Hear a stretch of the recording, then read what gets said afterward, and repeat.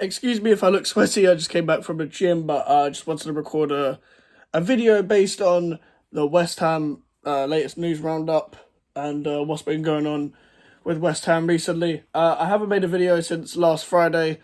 There was nothing to really make a video about because with West Ham and transfer news, something could happen in a switch, and that's the only thing that hasn't changed about the new and the old West Ham.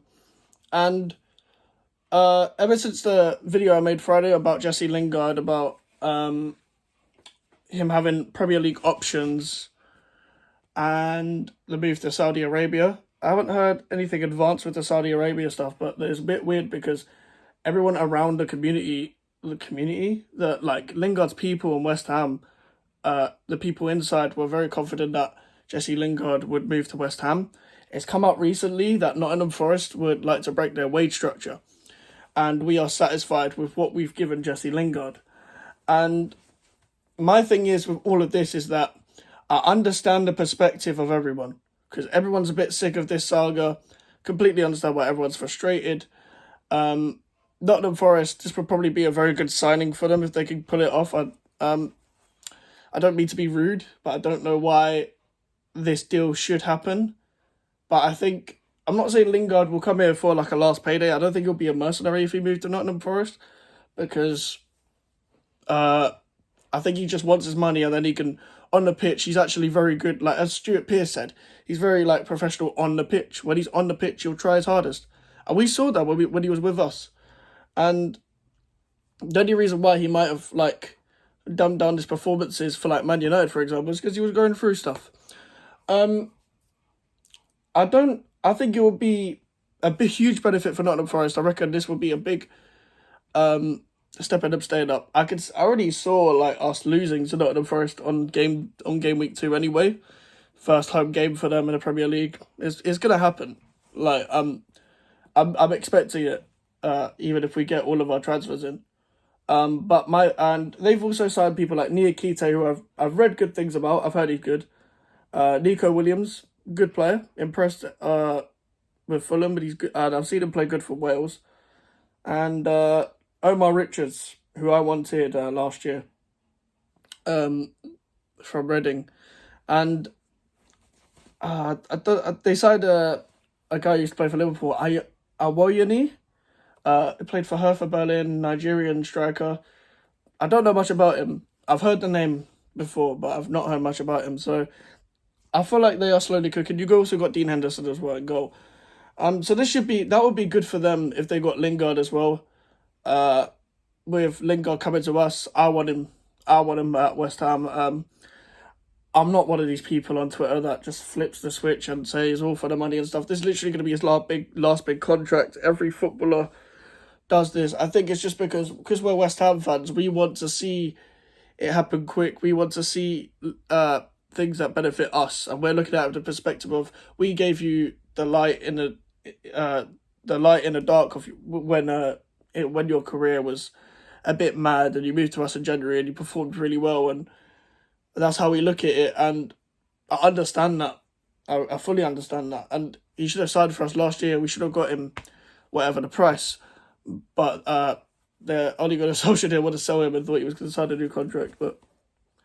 And Lingard wanted to stay and play with Ronaldo. I get it. It's a boyhood club. I am sick of the saga as well. I've even deleted the Twitter app from my phone just so I can take a break from the transfer stuff. But I also have a YouTube channel, and this would be beneficial if I did make videos on this. And with the I'm gonna move on from the Lingard stuff. If he comes, he comes. If he doesn't, he doesn't. I'll be really disappointed if he didn't. But hopefully he does.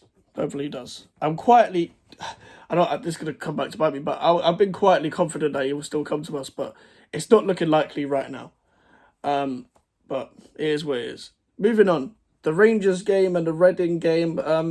This whole preseason, I haven't really been convinced by any of these players, really. And maybe that's harsh on me because we've been playing teams that are ahead of schedule, and I get that. But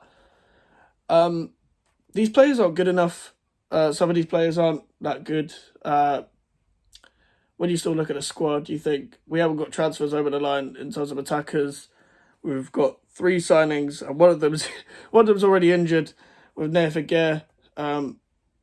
It's so disappointing. Honestly, it's too stressful being a West Ham fan, even when you're at the top. And I'm generally not that confident in general unless we get all of our targets over the line. And it was a bit embarrassing seeing Rangers just pop us about. Not saying that because it's Rangers or anything, because they're a good team, but it was just the fact there was 3-0 straight away. And yeah, the only people that really looked good in that game was Sufel, Zuma, and Souček. I didn't think anyone else looked that good, but we're going to be facing Luton, who are also going to be ahead of schedule because they've got the Championship the week after, because obviously the Championship starts a week ahead of the Premier League. And then we got Lens, and then we got Man City. We should be prepared by then. We should have signings over the line by now. Also, with these alternatives to Jesse Lingard, I'm hearing Ben Brereton, but we've been linked to this guy for a year as well. I thought he was on a free this year, but maybe he signed a new contract just to keep the value up. Scamacca and Broja, the deals have gone a bit quiet. We're still waiting on them to accept our bids. I don't know why it takes so fucking long for people to accept bids or reject bids. And it's the same with Amadou Onana. So yeah, from Monday it was like, it's looking really good as a West Ham fan. We're going to get 3 signings over the line, and it's Wednesday today, and you're going to be seeing this at 6, 7, like I'll say 7 p.m. I'm recording this at 1:15, so right now I haven't looked at anything more other than there's rumours that Man United might hijack the Scamacca deal, Newcastle might hijack the Broja deal. I think hijack has been used a lot now just because of the whole Rafinha thing and Alessandro Martinez thing. Tuchel insists he won't be leaving. I mean, you can say what you want, but the thing is, Broja wants to leave, so I don't know whether it's going to happen. I honestly couldn't care less anymore. I feel like you're going to fully feel the reality check of how this season's going to be. If we don't get the transfers that we want, we will not be anywhere near the European places. If we do, we might be able to compete with the top 6.